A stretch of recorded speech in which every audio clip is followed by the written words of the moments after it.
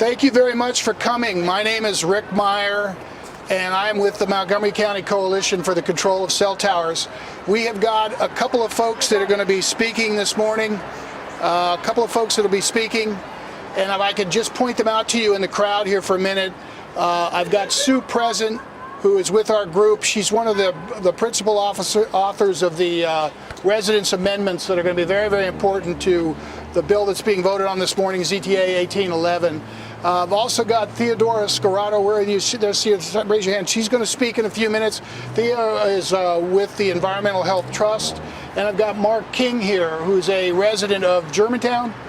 That's right, beautiful Germantown, and he is going to talk to you about what the impact is on towers in communities, because he's got one right around the corner from his house. So we're going to let each of these three people speak, but I'm going to just tee this up for a few minutes and talk a little bit about what MC4T is, the Montgomery County Coalition for the Control of Cell Towers. We're very proud of the fact that the key word in our name is coalition, and we've been working really hard over the last 2 years with a tremendous group of homeowners associations, civic associations, and individual volunteers who have selflessly volunteered hundreds of hours on this really incredible issue related to wireless telecommunications facilities in Montgomery County. And I cannot say thank you enough. It is culminating this morning in this amazing vote on 1811, which unfortunately is a really bad bill.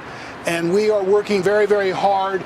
Right now, in fact, we're still working with members of the council to get this bill amended to put back in the protections that have been completely stripped out on the draft document that was prepared by the county executive staff. So let me tell you just real quickly about who we represent in the county, and this is a very important thing. I'm very proud of the fact that in this crowd with us this morning, and all the people that showed up to testify at the various hearings that we've had, represent every area of the county, and I'll just read those off. Silver Spring, Kensington, Bethesda, Norbeck, I mentioned Germantown a minute ago, Somerset, Potomac, and even North Potomac. All of these are very, very, very important communities, and we represent and proud to count them as members. I want to also stress that there are communities that have both above ground utilities and communities with below ground utilities, underground utilities. We do not discriminate on the importance of regulating towers and facilities, wireless facilities in those communities based on whether the poles are above ground or below ground. We think everybody should be treated the same way, and I think that's something Sue's going to talk about in just a few minutes. So what we are really fighting for is to get the attention of the county executive, the county council, for three things. So I'm just going to tick them off to you real quick. First and foremost, the respect for the character and the safety of our communities. And the second thing is fairness and equity in the way that we administer the siting of wireless facilities in the county. And the third thing is certainly transparency, and also assuring that the wireless companies are paying their fair share. And that is certainly not the case now in terms of how we are handing out access to the public rights-of-way, very valuable access to the public rights-of-way for free, and where the application fees for wireless facilities in this county have not been adjusted since 2003, and they are way too low. They do not reflect the true costs that are out there.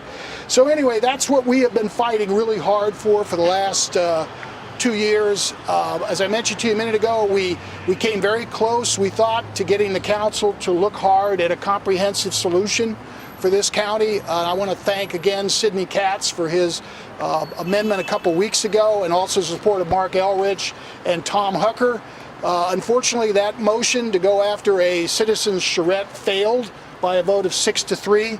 But I cannot thank Sidney Katz, Mark Elrich, and Tom Hucker enough for their support in trying to bring everybody to the table, all of the stakeholders, to talk seriously about building a comprehensive proposal. So I'm going to introduce Sue present, who is the author of that comprehensive antennas proposal, and also let her talk to you about the residence amendments that we have proposed to try to make ZTA 1811 a better bill. So Sue, come on up.